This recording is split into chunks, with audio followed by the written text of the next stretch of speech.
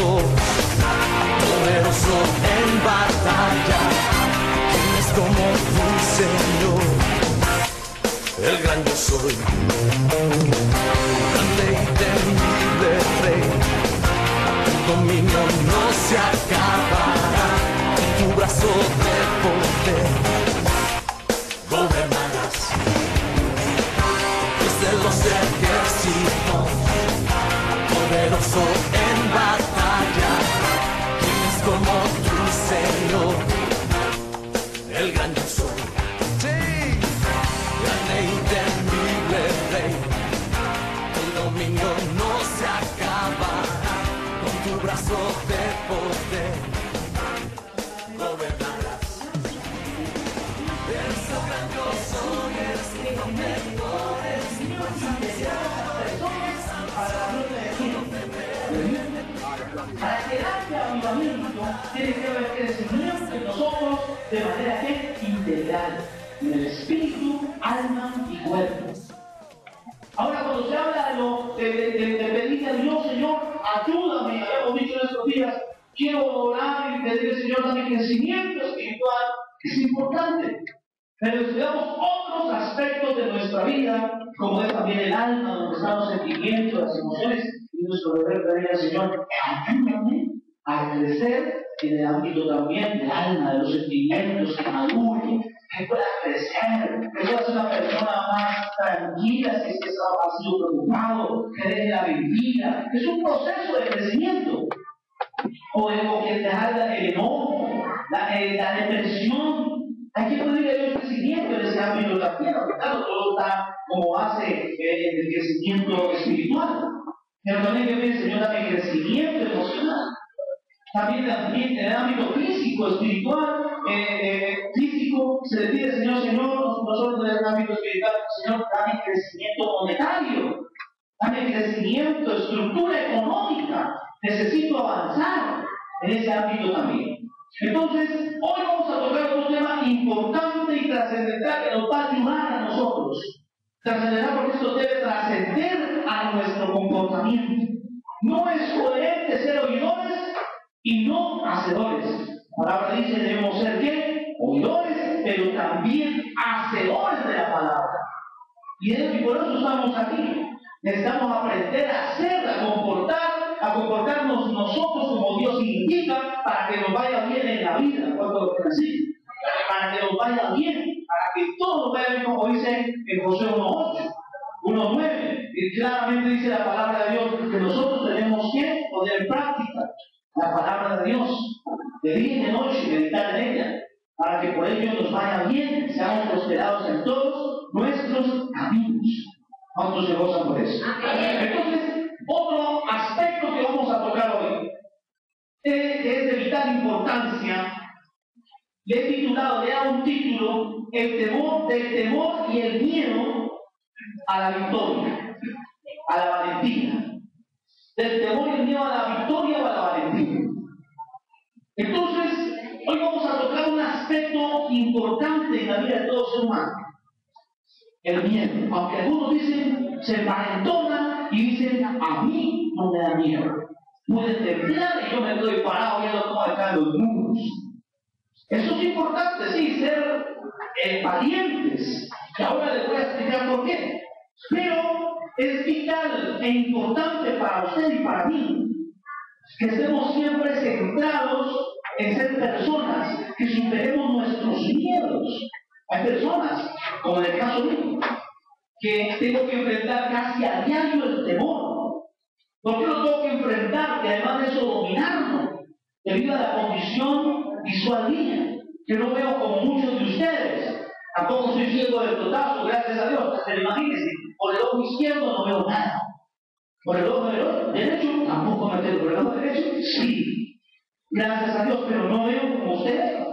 Tengo dificultades para dar pasos. Tengo dificultades para poder observar a varias personas a la vez. A veces se me pierde algo con 3 o 4 y 1 o 2 se me embolatan del camino y digo, oye, fulano, ¿dónde está? Aquí estoy, ¿ah? Es debido a la condición de mis ojos. Ahora, ¿por qué tengo que enfrentar el temor? Porque tengo que enfrentarme a al riesgo de una caída. Dice, aunque yo me desato, es mejor estar totalmente ciego, porque el que no ve, nada siente. El uno que está a medias, mire, sabe, no me da un perro lazarillo. ¿Sabe por qué? Porque el perro lazarillo lo preparan para un ciego total. Porque si le ponen a alguien que medio ve, que el ciego total anda todo así, y entonces el perro lo desubica. Le pierde el entrenamiento, se le pierde el entrenamiento al perro. Y el perro comienza a dudar también. Entonces, ahora yo no estoy pidiendo eso. Dios me guarda y me libra de todo mal. Pero, ¿sabe que esto te aumenta temores? ¿Será que eso es un huevo cuando voy por la calle? ¿Será que eso qué es? No veo una cuerda. Un día iba yo muy campante andando por el andén. Y me crucé de un lado al otro, no veía carros, crucé, y no sabía que había unas varillas puestas sobre una camioneta luz, así. Y entonces vi la camioneta, entonces me metí por detrás y, ¿a qué no sabes que me dio una mente? Las varillas. Al estilo Mr. King. Uy, pasan unas cosas, pero bueno, tengo que enfrentar todo eso. Eso lo pone a uno prevenido. Si me le meto a un carro, ¿qué habrá? Si me le meto por delante del carro, ¿qué habrá? ¿Sí? Si uno, como ser humano, está lidiando con temores, y hay muchos temores. Ahora, yo quiero, como antesala a este mensaje, que miremos la palabra de Dios, ella es la brújula. Yo dije la brújula.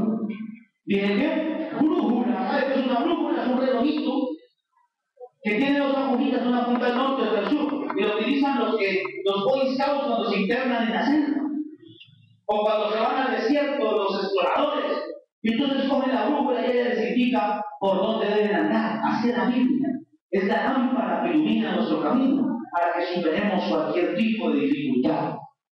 Y hoy vamos a aprender a superar ¿qué? Temores, miedos. Dios le va a hablar a su necesidad. Y no es bueno tener temor. Ahora miremos el primer libro de Samuel. Vamos todos, por favor, a la Biblia. En el capítulo 22, salud, dígame. Capítulo 22, del 1 al 2. Primer libro de Samuel. Todos van a decir, no tiene la palabra, tranquilo, aquí le tenemos en la pantalla. Sí, aquí en la pantalla. Si la alcanzan a ver la letra, si no le ponen un modo más oscuro para que la lea mejor. Entonces, hasta muy atento a la palabra. Ahora traiga Biblia, ¿no? Porque usted no sabe si yo le cambio en la pantalla, siempre modificado. Pues no me acuerdo. Usted tiene que comprobar en la Biblia si lo que aquí se dice es o no es así. ¿Cuántos dicen amén? Listo. ¿Quién tiene ahí la porción, por favor? Amén. Muchas gracias. Eso. Dice en el nombre del Padre, del Hijo y del Espíritu Santo. Y entonces luego David de allí huyó a la cueva de Adulam, y cuando sus hermanos y toda la casa de su padre lo supieron, vinieron allí a él. Y se juntaron con él todos los afligidos, y todo el que estaba endeudado, y todos los que se hallaban en amargura de espíritu, y fue hecho jefe de ellos, y tuvo consigo como 400 hombres. Bien, ¿y qué más dice aquí? Hasta ahí, listo. Entonces, escuchen. Encontramos en esta porción bíblica la historia contundente, importantísima. Yo digo que la apología del rey David. La apología del rey David. Es decir, es la plausibilidad. Esa es su razón. Él se merece muchos aplausos. ¿Sabe por qué? Porque fue un hombre que valiente. Aunque la gloria le pertenece a quién? A Dios. En ese entonces, para ese entonces, en la historia de David estaba pasando una crisis.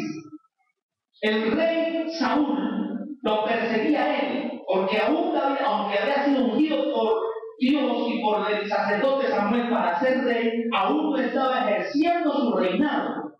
Todavía no se había posesionado de su cargo. Él estaba esperando a que Dios en su infinita voluntad pusiera a Saúl en su lugar. Y Saúl lo perseguía porque le cogió envidia al muchacho. ¿Por qué? Porque Saúl, al ver a David, vio que David era un hombre valiente. Y él quedó ante la comunidad como lo que era, un cobarde. Por lo tanto, le tomó bastante enojo, rabia hacia el rey David, hacia ese hombre, aunque era un muchacho.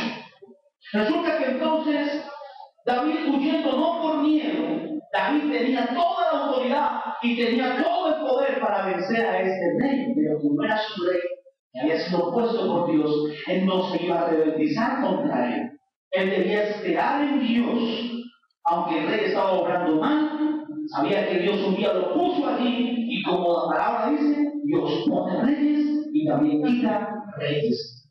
David conocía eso. Entonces él, para evitar roces con el rey David, con el rey Saúl, huyó. No por miedo, porque si no le tenía un gigante, no le iba a temer a su rey. Él huía para evitar la confrontación. Una vez tuvo al rey Saúl casi en su mano. Casi le quita la vida al rey, pero dijo, no lo haré jamás. Ahí te pido que levante la mano contra mi señor, decía él. Nunca era un respetuoso de la autoridad. Para mí el rey David tiene mucha influencia en mi vida. Y creo que debe ser de mucha influencia para usted en esta mañana. ¿Cuánto cree así? Porque de él también se compensa y se ven las características de la persona de Jesucristo. Aunque Jesucristo, claro, es el personaje por excelencia. ¿Cuánto lo creen así? Jesucristo es nuestro Señor y Salvador. En la palabra, ¿no? Entonces, podemos ver que el rey David estaba en un tiempo difícil, a tal punto que no tenía techo, no tenía morada fija. Por lo tanto, más bien huyó y se refugió en un lugar que se le llama la cueva de ¿quién? De Adulán.